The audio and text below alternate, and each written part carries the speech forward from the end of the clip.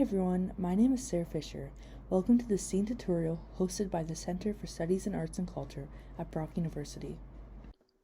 The purpose of this tutorial is for you, the viewer, to learn and create a simple zine on paper. A zine is a self-constructed publication that can have multiple formats and showcase several mediums and writing styles. It may include drawing, painting, typography, and poetry and prose. It can be as short or as long as you wish. I have chosen a simple format that is easily demonstrated, namely drawing and typed text. The topic for the zine is Rethinking Property. I attended a roundtable discussion titled Rethinking Property in Canada. This gave me a chance to reflect on what ownership means and how we can imagine property differently. For your zine, I ask you to think of one property: a house, a garden, a field, a store, a coffee house, a school, or a university, and how you would like that property to be transformed. This will be the subject of your zine. I chose a national park near home, Fort St. Joseph, to reimagine existing ruins. I drew inspiration from a tea house in Portugal, built amongst castle ruins. In my zine, I proposed to create a greenhouse amongst ruins at Fort St. Joseph in Ontario. At the roundtable discussion I attended, one of the panelists, Indigenous architect Luguigo Patrick Reed Stewart, mentioned that in the spirit of truth and reconciliation, an attempt in Canada to document and repair the negative impact of colonialism on Indigenous populations, it would be fair to give back national parks and land to Indigenous communities. To depict this idea, I chose the color orange on the last page of my zine. Orange is the color used in the Every Child Matters movement to honor residential school survivors in Canada and encourage reconciliation in the country. The best tip you can receive before you start working on your zine is to first create a mock-up and experiment with it. A mock-up is a simple draft that is particularly helpful to visually understand how the pages are organized. With the mock-up, you can then decide what to include on the pages. In the mock-up I made, I decided to put the text on the left and the images on the right. Another tip is that it is helpful to discuss the content of the zine with others. When working on your own, it is an opportunity to receive feedback from a different perspective. The mock-up is also helpful to test how the information will be communicated if you decide that there will be text, and to practice typing it out or writing it by hand. I chose to type out the text using Calibri font on a regular piece of paper. I then printed this paper and cut out and glued the text onto the mock-up.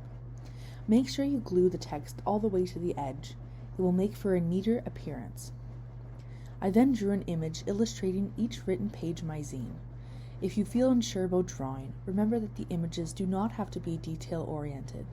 In fact, for my example, I chose abstract visuals. The mock-up is extremely helpful to experiment, freestyle images, and inspire creativity. If your zine has 2 or more authors, the mock-up is also a good place to arrange each participant's contribution and make sure that everyone has an adequate number of pages in the zine. The supplies that I used to construct my zine are 3 8.5 by 11 standard paper sheets. But of course, zines may be in any shape or form and may vary in size and length. I used 2 black Sharpies, 1 extra fine point, and a ballpoint, along with 1 ballpoint orange Sharpie. To bind the zine, I used washi tape, but feel free to use other materials or other binding techniques. If you also decide to use washi tape, here is a tip. I suggest a simple, neutral design to make sure it does not pull attention from your content. Also, make sure to use a wide enough tape. Do not choose the smallest width for this kind of tape, as it will not be enough to stabilize the pages bound together. Page summary. The first page states the title, the place I drew inspiration from, and the place I am reimagining. The second page provides a brief background, illustrated by an abstract map of the national park on the third page. Page 4 introduces the idea of the greenhouse, and page 5 shows abstract flowers as a visual. Page 6 explains the idea of giving back the land to Indigenous communities. On page 7, the color orange symbolizes a gesture of reconciliation. The final page incorporates the date. It is a good idea that on the back cover of your zine, you write the month and year. Here, I would like to make an important note. Please be careful of copyrights and only incorporate ideas, text, and images you invent.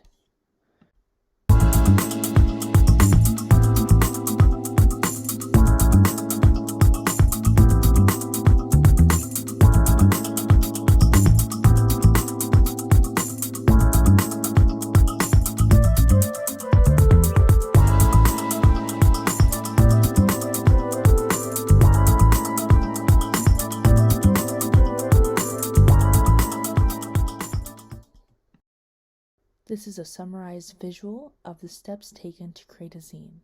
After you create a mock-up and once you are happy with the way content is organized, you will be ready to create the final copy, the zine itself. A final tip is, in the end, if you are not yet quite happy with the way your zine looks, try photocopying the pages. Reassemble and see what happens. Sometimes this simple trick does wonders, and in any case, it will make the zine look quite different from the original version. Zines are creative publications that give you, the creator, much artistic freedom. I hope you enjoyed this tutorial and have fun creating your zine. Thank you.